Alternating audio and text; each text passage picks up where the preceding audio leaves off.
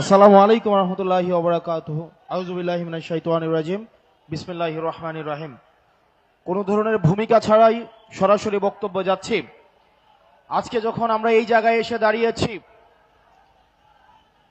সহস্রাধিক শহীদের রক্তে ভেজা গালিচা মারিয়ে তিনি লন্ডন টু ঢাকার ব্যাক ফ্লাইট ধরলেন। সহস্রাধিক শহীদের রক্ত দিয়ে বেগম খালেদা জিয়াকে জেল থেকে বের করে নিয়ে আসা হলো।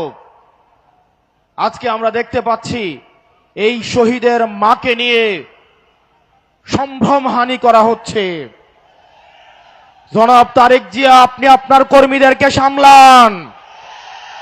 এই লাগামহীন কর্মীদের কারণে আপনার অধঃপতন আসন্ন। আপনারা যদি শহীদের মাকে সম্মান দিতে না জানেন, এই জুলাই পরবর্তী বাংলাদেশের জনগণ আপনাদেরকে সম্মান দিবে না। প্রিয় লাকসামবাসী, খুব কম কথায় কয়েকটা কাজ আপনাদেরকে দিয়ে যাব। এখানে প্রশাসনের ভাইয়েরা উপস্থিত আছেন, পুলিশের ভাইয়েরা আপনারা উপস্থিত আছেন। আপনাদের দায়বদ্ধতা জনগণের কাছে, আপনাদের দায়বদ্ধতা গুলশানের কাছে নয়, আপনাদের দায়বদ্ধতা ধানমন্ডির কাছে নয়। অত্যন্ত পরিতাপের বিষয়, আজকে পুলিশ সদস্যরা এখানে যারা আছেন, আইন শৃঙ্খলা বাহিনী আপনারা যেখানে আছেন, অতীতে আপনাদেরকে ব্যবহার করে আপনাদের ঊর্ধ্বতন কর্মকর্তারা তাদের পদ পদবি বাগিয়ে নিয়েছিল, আপনাদেরকে ব্যবহার করেছে। আল্লাহর দোহাই লাগে, উপরে আল্লাহ নিচে জমিন, নিজেকে আর ব্যবহারিত দিয়েন না। আপনারা ন্যায়ের পক্ষে থাকেন, ইনসাফের পক্ষে থাকেন। কোন রাজনৈতিক দল নয়, বাংলাদেশের জনগণ আপনাদের পক্ষে থাকবে। 12 তারিখ নির্বাচনে প্রশাসনের ভাইয়েরা আপনাদের কাছে উদাত্ত আহ্বান জানাবো, আপনাদের কোন দলের গোলামি করার দরকার নাই। প্রশাসনের ভাইয়েরা, আপনারা জামাতে ইসলামেরও নন, আপনারা বিএনপিরও নন, আপনারা এনসিপির নন। আপনাদের জবাবদিহিতা বাংলাদেশের জনগণের কাছে।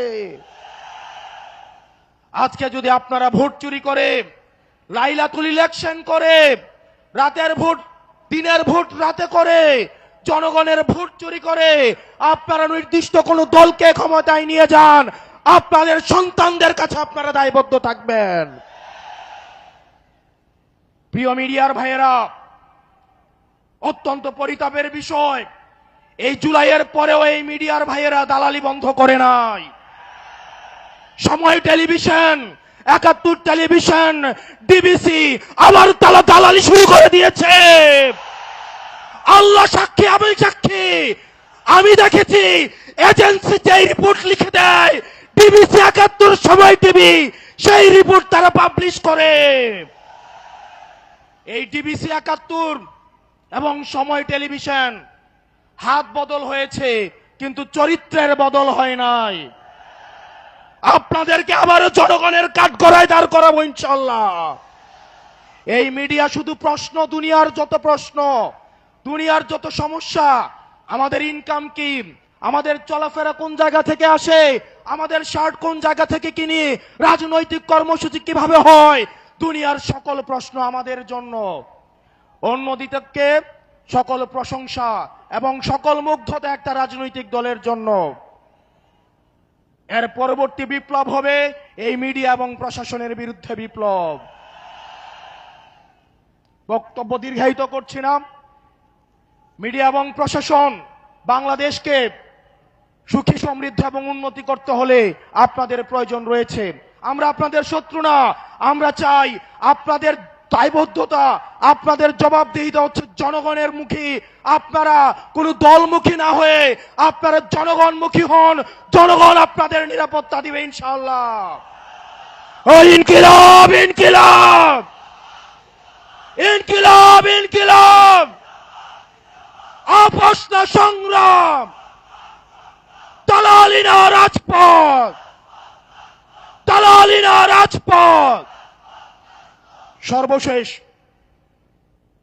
যিনি স্বপ্ন দেখছেন একজন প্রধানমন্ত্রী হবেন, উনি যখন একজন তৃতীয় শ্রেণীর আলাপ আলোচনা মঞ্চে উঠে দাঁড়িয়ে করেন, সেগুলো আমাদেরকে তাড়িত করে। জনাব তারেক জিয়া, আপনি যেভাবে গুপ্ত গুপ্ত বলে আপনার নিজের নেতাকর্মীদেরকে হত্যাযোগ্য করে তুলছেন, গত 17 বছর কিভাবে ফ্রিল্যান্সিং এর মাধ্যমে দল পরিচালনা করেছেন সেটা একবার নিজেকে প্রশ্ন করে দেখেন।